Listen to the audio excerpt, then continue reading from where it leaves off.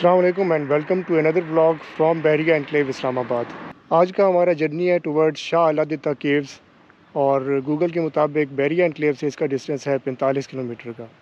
मैं first time जा रहा हूँ इस साइड पे, आप मेरे साथ होंगे। अपने सफ़र का आगाज़ करते हैं, लेट्स गो। बिस्मिल्लाहिर्रहमानिर्रहीम।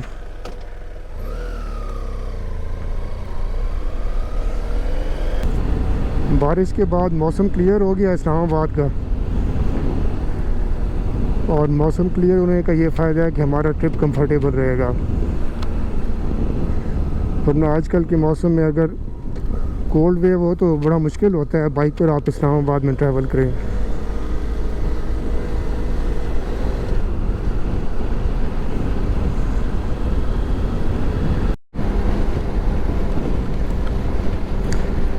इस वीडियो के थ्रू आप दोस्तों को एक बात बताता चलूं कि इस्लामाबाद में आजकल ट्रैफिक पुलिस ने बहुत ज़्यादा सख्ती की हुई है, और बाइकर्स के लिए एक्सट्रीम लेफ़्ट लेन यानी कि फ़र्स्ट लेन में ट्रैवल करना दैट इज़ अ मस्ट।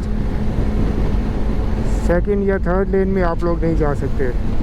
और ट्रैफिक पुलिस वाले तो इस हद तक कह रहे हैं कि अगर आपने ओवरटेक भी करना है तो शोल्डर वाली साइड से आके ओवरटेक करें।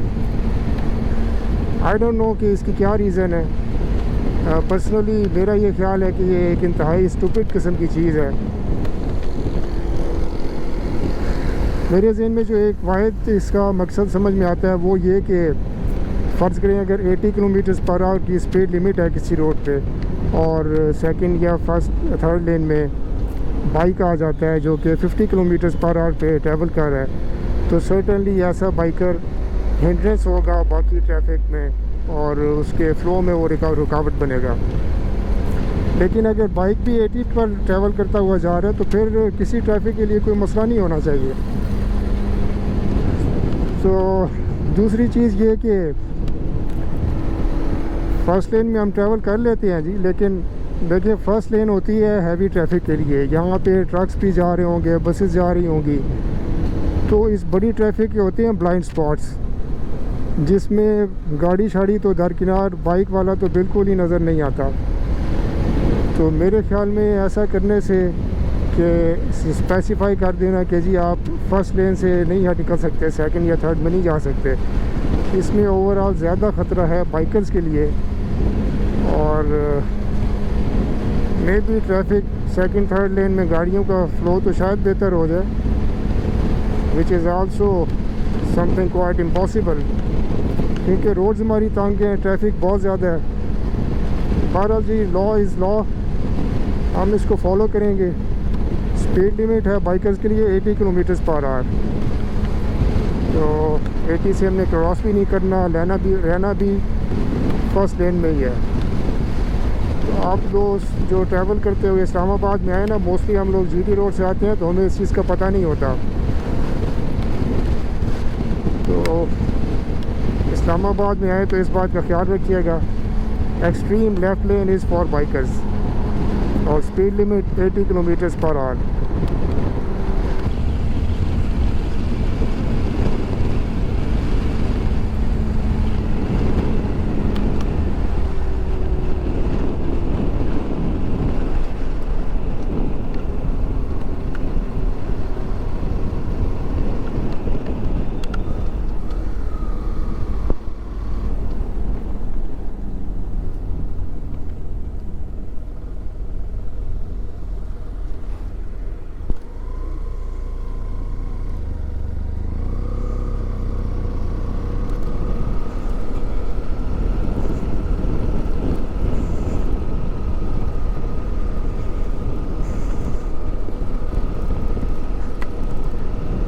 एक्चुअली इस पूरे गांव का नाम शाह अलादीता है, और इसकी मैंने थोड़ी सी हिस्ट्री पढ़ी थी। 2400 साल पुरानी इसकी हिस्ट्री है जी। इन केव्स की हिस्ट्री जो है ये dates back to Buddhism. Buddha मत जो थे उस दौर में भी यहाँ आकर इबादत किया करते थे। उसके बाद जो हिंदुज़म दौर था, हिंदू साधु भी यहाँ आके इबादत करते रहे हैं, और बाद में मुसलमान जो दरवेश थे वो भी इधर आके इबादत करते थे। तो शाह अलादीता जो हैं ये मुग़ल दौर के प्रवेश हैं, और शाह अलादीता के नाम पे फिर इस गांव का नाम भी शाह अल्लादिता बन गया और ये केव्स शाह अल्लादिता के नाम से मशहूर हो गई।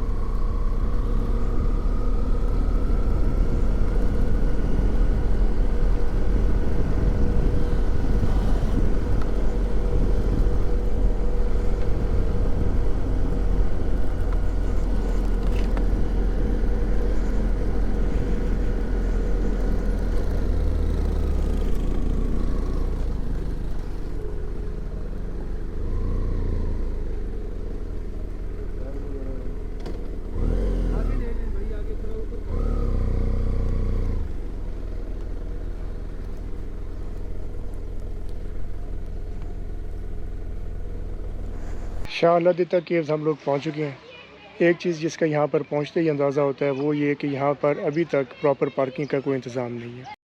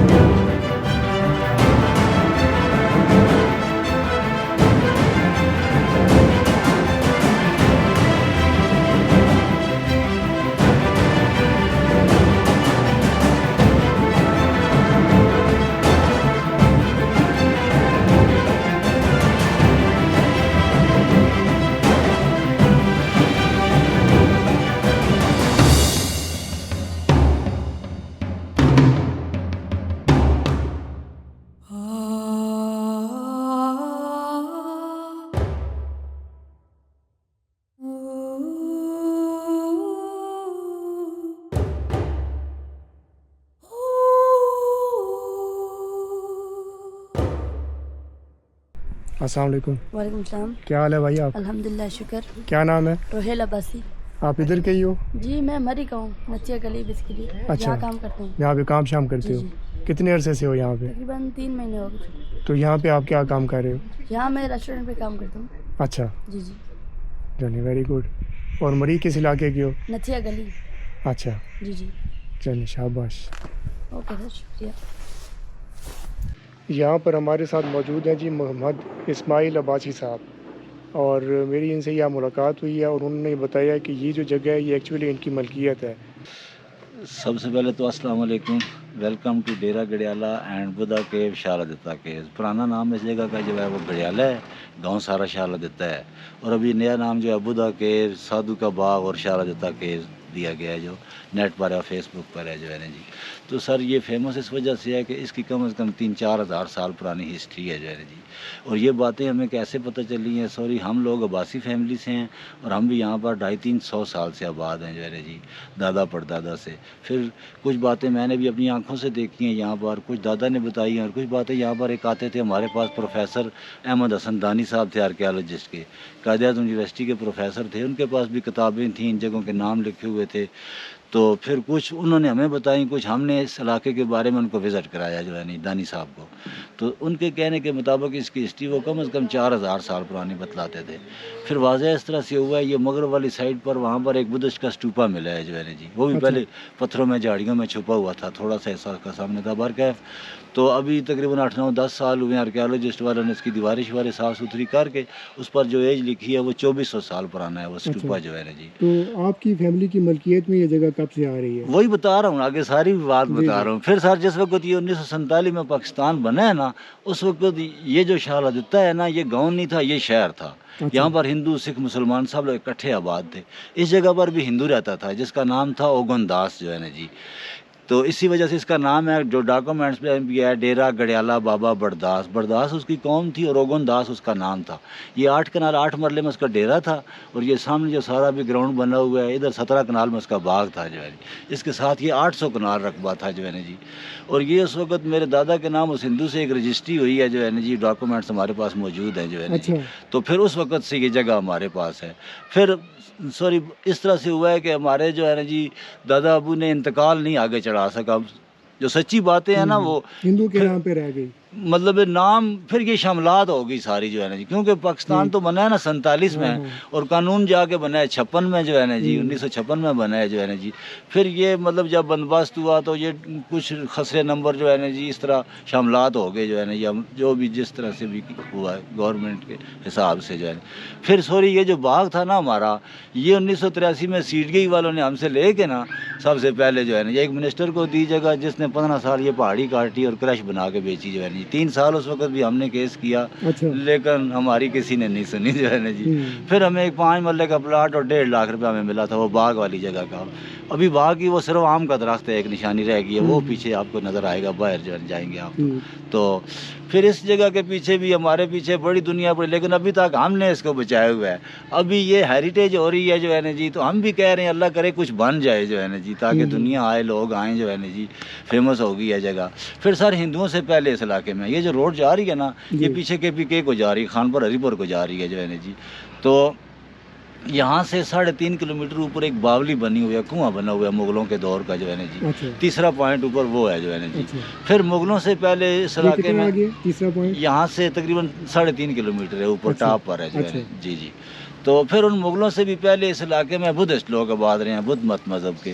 ये जो दरख्त हैं बोर्ड के, मतलब इसकी भी वो पूजा करते थे, जो उनका अपना अकीदा तौर तरीका था जो है ना जी। इस तरह से ये जगह है जो है ना।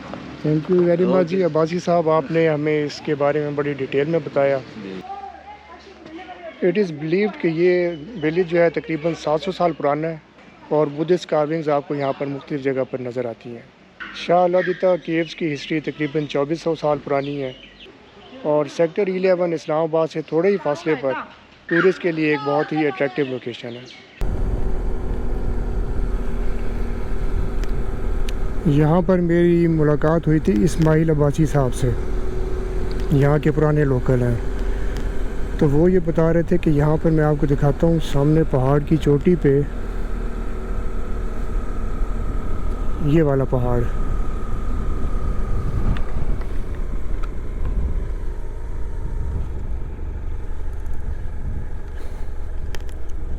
ये नीचे से रास्ता है जी, तकरीबन शायद आपको यहाँ से नज़र आ रहा हो, मे भी कैमरे में। ये एक छोटी पिकअप खड़ी हुई है, वहाँ से ऊपर रास्ता जाता है 2 किलोमीटर का और पहाड़ की टॉप से अगर थोड़ा सा नीचे हैं तो वहाँ पे एक छोटा सा कमरा नज़र आ रहा है। मे भी कैमरा तो उसको कैप्चर ना कर सके, तो वो जो जगह है वहाँ पर बुद्धिस्ट स्तूपा है, लेकिन 2 किलोमीटर की हाइकिंग है। मैं अपने बाइक गियर में तो ये काम नहीं कर सकता, फ़िलहाल इसको यहीं से कवर करते हैं। और दूसरा अब्बासी साहब ने बताया कि यहाँ से तकरीबन 3.5 किलोमीटर आगे बावली है, वहाँ तक रोड जाती है, उसको कवर करते हैं। तो अब्बासी साहब बता रहे थे कि ये जगह जो है बेसिकली एक हिंदू की मलकियत थी, इनके बुज़ुर्गों को उसने लिख कर दे दी, लेकिन जिस तरह था कि उन्होंने उसका इंतकाल दर्ज ना करवाया, वो हिंदू के नाम पर चली आई। पाकिस्तानी कवानीन बने तो हिंदू मतरूका प्रॉपर्टी होने की वजह से हुकूमत ने इसको एक्वायर कर लिया और इसको शामलात में कन्वर्ट कर दिया। तो वो बता रहे थे कि वो बड़ा अरसा इसका पट्टा पे करते रहे हैं।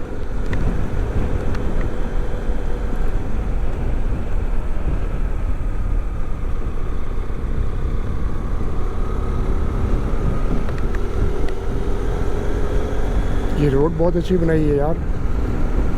नीचे गांव के अंदर जो रोड थी वो सारी स्लैब डली हुई थी, और ये अच्छी नई रोड बनाई गई है। यहाँ मेरे ख्याल है पानी का वगैरह आता होगा ना, उसके लिए रास्ता बनाएंगे।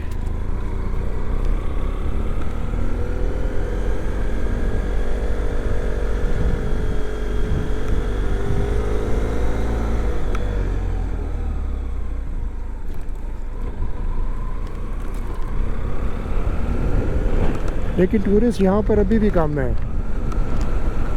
एक अच्छी लोकेशन है इस्लामाबाद के बिल्कुल करीब, लेकिन उस लिहाज से यहाँ पर अभी इतना टूरिस्ट नहीं आया। या मैं भी शाम के वक्त ज़्यादा रश होता हूँ, मैं सुबह के टाइम भी पहुँच गया हूँ इधर।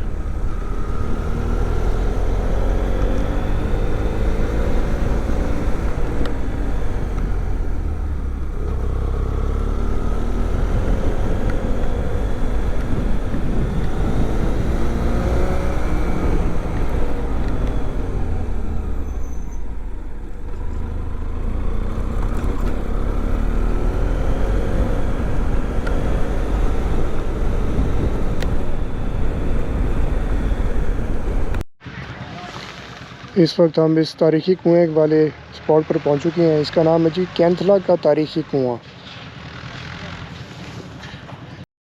और यहाँ पर देखें जी, ये वो कुआं मौजूद है, और शेर शाह सूरी के दौर में ये कुआं तामीर किया गया था।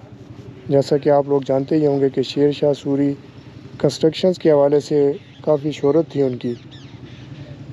जीटी रोड जहाँ पर मौजूद है ये उस दौर में बनाई गई, और इसी तरह मुख्तलिफ़ जगहों पर जहाँ जहाँ से उनकी फ़ौज गुज़री वहाँ पर कंस्ट्रक्शंस और इस किस्म के फोर्ट्स और ये कुएं वगैरह उस दौर में बनाए गए थे। पानी इस कुएं के अंदर आज भी मौजूद है।